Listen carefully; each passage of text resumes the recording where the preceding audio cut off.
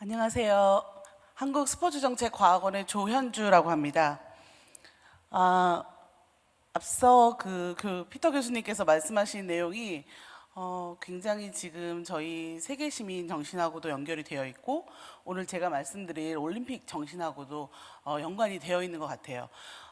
뉴카슬 대학이 유네스코 석자 기관이더라고요. 그리고 피터스톤 교수님께서 문화유산과 평화 관련된 분야에서 유네스코 석자시기도 한데 그 유네스코 석자라는 것은 유엔 기관 안에서 그 분야에 굉장히 높은 연구가 되어 있는 학자분 내지는 기관이 그 관련된 주제를 가지고 전 세계의 네트워킹을 형성할 수 있게끔 어떤 임무를 부여한 거예요.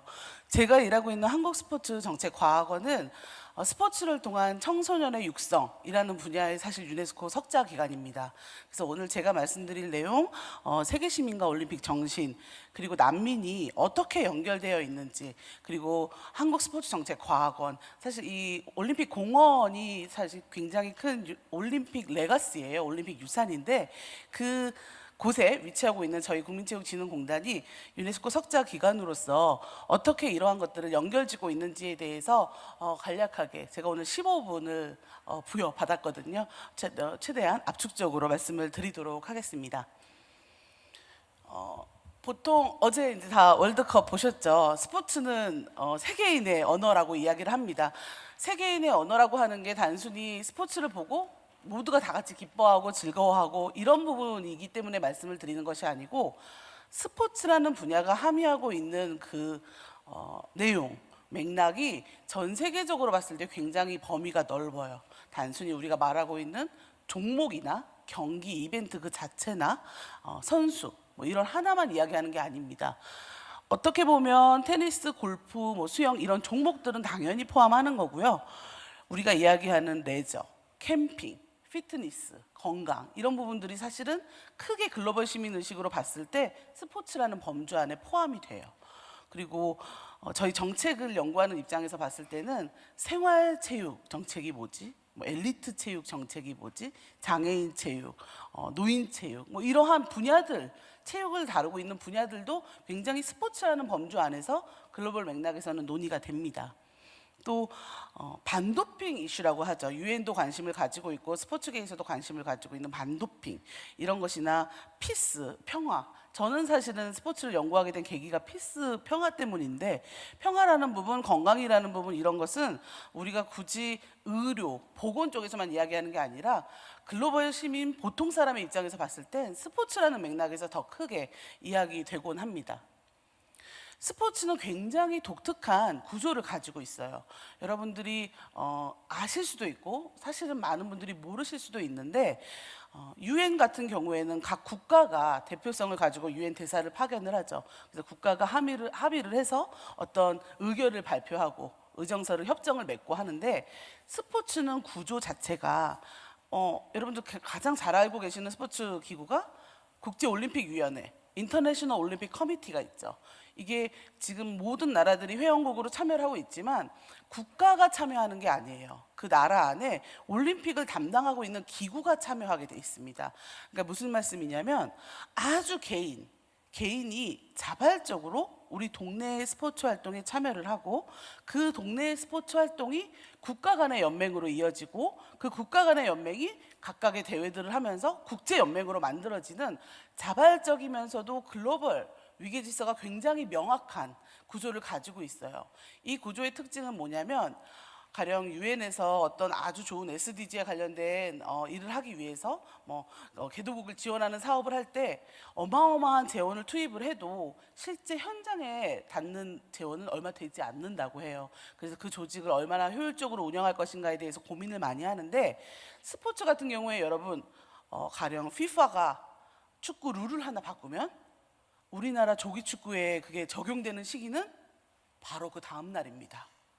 굉장히 자발적으로 아주 빨리 누가 강요하지 않아도 글로벌 스탠다드에 맞춰서 전 세계가 일사불란하게 움직이는 게 바로 이 스포츠의 거버넌스의 특징이에요. 그렇기 때문에 스포츠를 가지고 우리가 어떤 목적을 이루고자 한다 하면 그 조직 자체, 수행하는 조직도 그리고 그 의지도 굉장히 빠르게 현장에 적용된다는 특징이 있습니다. 이런 특성을 전 세계가 그냥 놔둘 리가 없죠. 이런 특성을 다루고 있는 가장 이 스포츠의 핵심적인 운동이 뭐냐, 그 안에서 어떤 무브먼트가 이것을 만들고 있냐, 사실 올림픽 무브먼트라고 합니다. 올림픽 운동이라고 해요. 그러니까 올림픽은 단순히 우리가 4년에 한 번씩 벌어지는 하계나 동계 대회만이 아닙니다. 우리 고대 코스모폴리탄이라는 개념을 만든 그 그리스의 올림피아에서 있었던 고대 신에 대한 제전이 근대에 와서 프랑스의 피에르 쿠베르탱이라는 학자에 의해서 근대 올림픽으로 창설이 됐는데요. 지금의 사실 지금 세계 시민 포럼과 같은 무브먼트가 이 올림픽에서도 사실은 그 시작입니다. 그래서 굉장히 적은 수의 사조직처럼 만들어진 조직이었는데 1984년 LA 올림픽 때부터 수익을 창출하기 시작했어요. 이 올림픽 대회가 어떻게? 컬러 TV를 통해서. 그 전에는 컬러 TV가 전 세계적으로 보급이 안 돼 있어서 방송 중계권이라는 게 그렇게 가치가 없었어요. 근데 84년 올림픽 이후에 컬러 TV를 통해서 모든 사람이 보는 프로그램이 된 거예요, 올림픽이. 그때부터 수익이 창출됐고, 그 다음에 만들어진 우리 88 올림픽 같은 경우에는 정치적인 의미, 분단되었던 동서가 함께 이데올로기적으로 아우러지는 올림픽이라는 내용까지, 평화를 상징하는 올림픽이라는 내용까지 더해져서 성공을 이룬 케이스입니다. 그 올림픽 대회와 이 전체 올림픽 무브먼트라고 하는 것이 지향하고 있는 바는 올림피즘이라는 철학이에요. 이 올림피즘이라는 철학이 일목 되게 복잡한 영어처럼 쓰여져 있지만 사실은 philosophy of life, 우리 세계 시민이 함께 어우러져서 행복하게 건강하게 잘 번영을 누리며 살아보자라는 그 정신이 바로 사실은 올림픽 정신입니다. 그래서 올림픽은 스포츠를 통해서 그걸 해보자라는 굉장히 아주 보편적이고 편안하고 즐거운 뜻으로 만들어진 거예요. 그런데 국제적으로 국제올림픽위원회라는 조직 체계가 있고 올림픽 차터라는 법이 있고 그 위계 체계 안에서 각 국가별 내셔널 올림픽 커미티들이 함께 하는 거대한 올림픽 문화 운동이라고 생각하시면 될 것 같습니다. 근데 이 올림픽 문화 운동이 아까 말씀드렸듯이 84년 LA 올림픽 이후에 굉장히 큰 경제권도 가지고 또 각 이제 신생국들이 만들어지면서 신생국들이 유엔에 가입하려면 굉장히 어려워요. 나라라는 인정을 받기가. 우리나라만 해도 우리가 88 올림픽 이후에 1991년에 남북한이 공동으로 유엔의 회원국으로 가입이 됩니다. 그 말은 올림픽에는 국가로 출전할 수 있었지만 유엔에서는 국가 인정을 못 받았다는 거예요. 그러니까 전 세계적으로 많은 신생국들, 독립국들은 유엔은 좀 어렵지만 올림픽에 우리가 먼저 나가서 국제적으로 우리나라가 나라라는 것을 국민들에게도 알리고 전 세계인에게도 알리자라고 하는 외교적인 위상까지 더해집니다. 그러면서 사실은 이 올림픽 무브먼트 운동이라는 것에 외교적인 가치가 부여가 돼요. 그것이 지금 우리가 얘기하는 사실 스포츠를 통한 외교의 영역입니다.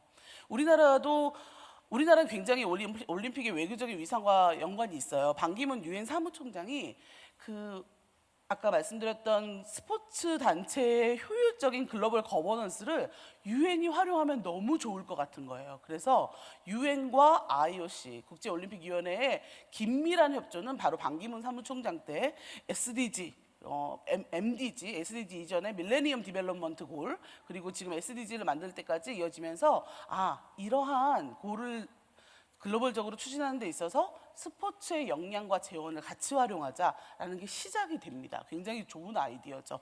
그리고 지금 현재 IOC 위원장인 토마스 바흐 IOC 위원장은 1988년도에 우리가 서울올림픽을 개최할 때 남북이 굉장히 화합을 해서 같이 만들려고 했는데 사실 북한이 참여를 못했거든요. 그 당시에 IOC 사무총장으로서 노력을 많이 했던 실질적인 행정가였어요. 그래서 이분이 회장이 되고 나서는 평창올림픽 같은 거 가지고 있는 평화적인 상징을 너무나 잘 이해하고 있죠. 그래서 우리 문재인 대통령하고 함께 이걸 잘 만들어 보자라는 것을 합의를 해서 저희가 평창올림픽 때 굉장히 북한이 전향적으로 참여할 수 있는 결과도 만들어냅니다. 그리고 지금 현재 지금 이렇게 국제 스포츠 무대와 사실 어떻게 올림픽이 연결되어 있는지는 사실 이러한 사진들이 대변한다고 볼 수 있어요. 그럼 이 이러한 스포츠, 외교적으로 굉장히 유용한 스포츠가 도대체 왜 난민에 관심을 가지게 되었나? 스포츠 발전, 스포츠 디벨롭먼트라고 하는 거를 저희 스포츠 쪽에서 생각하기에는 스포츠를 하이 테크놀로지로, 굉장히 좋은 경기력으로, 모든 사람이 즐기는 스포츠로, 이렇게 스포츠 분야의 발전에 대해서 논의를 해요. 근데 여러분, 글로벌적으로 스포츠가 활발해지려면 배고픈 사람이 있어서는 안 되겠죠.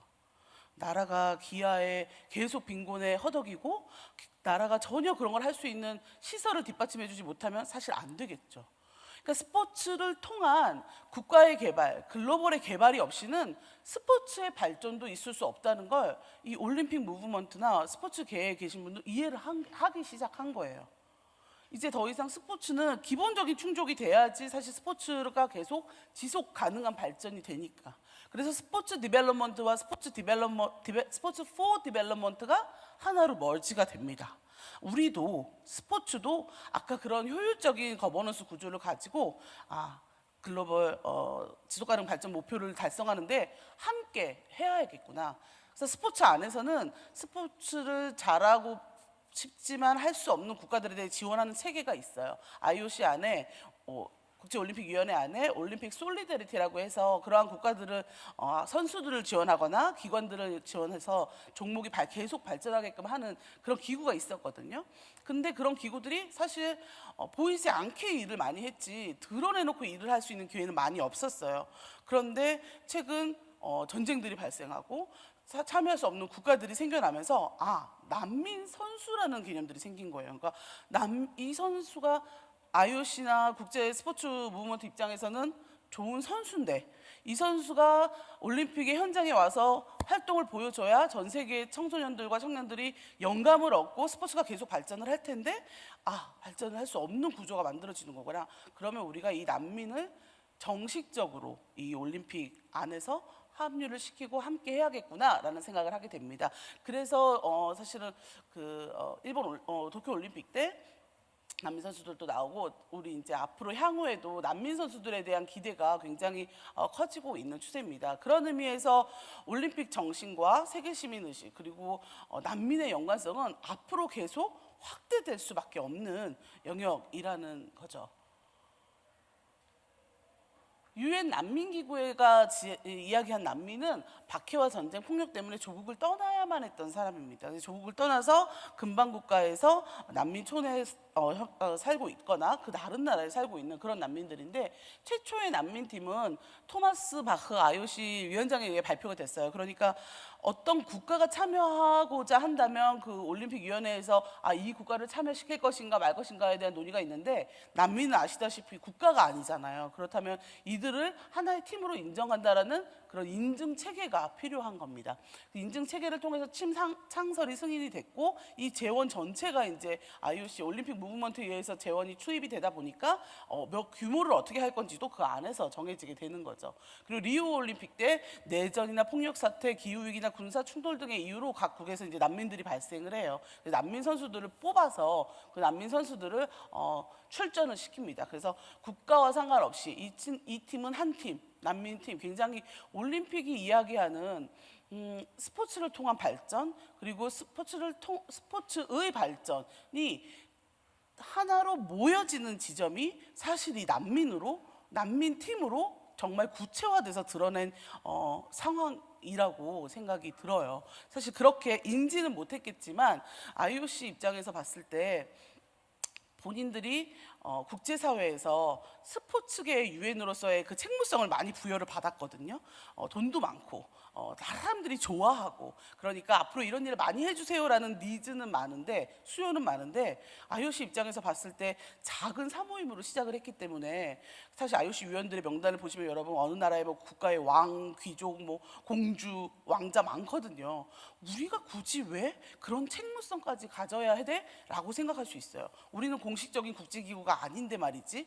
근데 많은 사람들의 그런 어떤 수요와 니즈와 바람을 그들도 이제 받아들이기로 하고 그래 이제 우리가 국제사회의 스포츠계의 유엔으로서 이런 책무성을 가지고 활동을 해야 한다라고 본격적으로 뛰어드는 계기가 되었다고 볼 수 있습니다. 그래서 2021년 도쿄올림픽 때는 29명의 선수들이 IOC 선수 장학금을 받고 출전을 했고요. 그리고 24년에 우리나라에 이제 강원 동계 유스 올림픽이 열립니다. 제가 유치를 했고, 이 대회에도 청소년, 사실 이 강원 동계 유스 올림픽은 스포츠 종목에 대한 어떤 겨루기가 핵심인 대회는 아니에요. 청소년들이 문화와 이런 각국의 서로 글로벌 시티즌십을 이렇게 나누는, 사실은 의식을 나누는 그런 대회에 가깝다고 볼 수 있는데, 그 대회에는 당연히 난민팀이라는 어떤 상징성이 이 새 글로벌 청소년들에게 어떤 영감을 줄 수 있을지 사실 굉장히 기대가 되는 부분입니다. 그래서 제가 오늘 드리고 싶은 말씀은 전혀 상관없을 거라고 생각했던, 여러분 주변에 벌어지고 있는 사실 올림픽, 스포츠와 관련된 이 일들은 글로벌적으로 봤을 때 세계 시민 의식 과 굉장히 맞닿아 있어요. 그리고 올림픽 정신을 연구하는 학자들이 따로 있는데, 올림픽 학이라고 해서 그 학자들도 사실 이 세계시민 정신에 대해서 굉장히 이해할 필요가 있습니다. 그래서 저희 국민체육진흥공단 한국스포츠정책과학원은 유네스코 석자 기관으로서 저희가 만든 툴킷이 있어요. 작년에 세계 시민 의식 함양을 위한 청소년 스포츠 활동 매뉴얼이라는 툴킷을 개발을 했습니다. 그래서 저희가 이것을 영문화하고 또 글로벌적으로 저개발국과 함께 이제 펼쳐나갈 때 있어서 오늘 이 포럼이 굉장히 같이 함께 할 수 있을 것 같아서 저에게 이렇게 강연의 기회를 주신 거 굉장히 감사하게 생각하고, 앞으로 여러분들도 올림픽 정신이나 올림픽 무브먼트에 관심 많이 가져주시고 함께 활동하는 데 있어서 많은 참여를 부탁드린다는 말씀으로 강연을 마무리할까 합니다. 감사합니다.